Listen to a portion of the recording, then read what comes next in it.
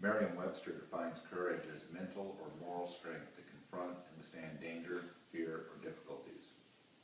Regardless of whether we perceive Edward Snowden as a traitor or a patriot, most of us will probably acknowledge that Edward Snowden displayed great courage when he revealed the United States' secret government surveillance programs. Shortly after the 9/11 terrorist attacks on the United States, Edward Snowden enlisted in the infantry with the Special Forces contract. Speaking from personal experience, I can tell you that this was an act of great personal courage. Snowden was honorably discharged from the Army not long after having enlisted due to having broken both of his legs in training. Undaunted, Snowden continued to try to serve his country by accepting a job with the CIA. With very little formal education, Snowden leveraged his experience with the CIA into a lucrative position as a Homeland Security specialist. Edward Snowden was not some desperate crackpot barely keeping his head above water. At the time that Snowden revealed the NSA metadata collection and storage program, a program that records every bit of data, as well as telephone conversations and emails on every U.S. citizen, as well as many who are not U.S. citizens. Snowden was making over $200,000 a year working as an analyst for Booz Allen Hamilton.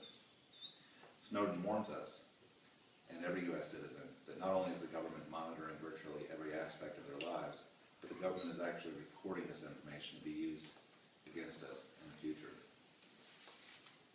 Snowden reports that he gave up his luxurious garden home in Hawaii and his beautiful girlfriend to go into hiding because he felt not only was it the right thing to do, but that it was his patriotic duty. Former President Jimmy Carter states that we should all carefully consider what Snowden has to say. President Carter goes further, according to the Huffington Post, stating that America does not have a functioning democracy at this time. Is President Carter a traitor? Or was he emboldened to speak the truth by Snowden's courageous act of self-sacrifice?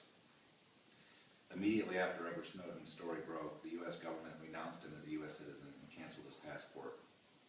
Several weeks after canceling his passport, an act that left Snowden stranded thousands of miles from home, our government charged Snowden with a variety of felonies. One of the charges is that Snowden aided the enemy by sharing U.S. government secrets. Snowden shared government secrets with U.S. citizens in the free press. Are U.S. citizens and honest reporters now considered enemies of the state? As a result of his sacrifice, Snowden has been forced to leave his homeland and is currently sleeping on the floor of a Russian airport.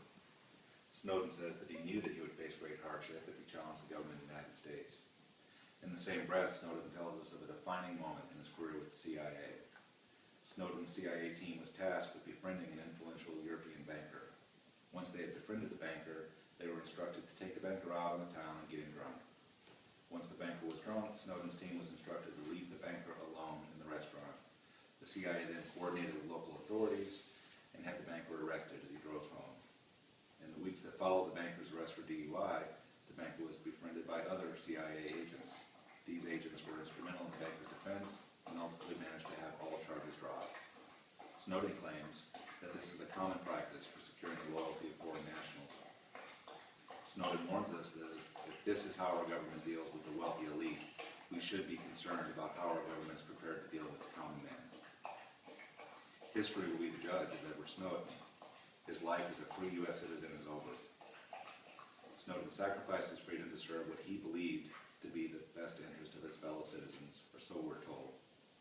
I've heard it said that there is no greater love than to lay down your life for another.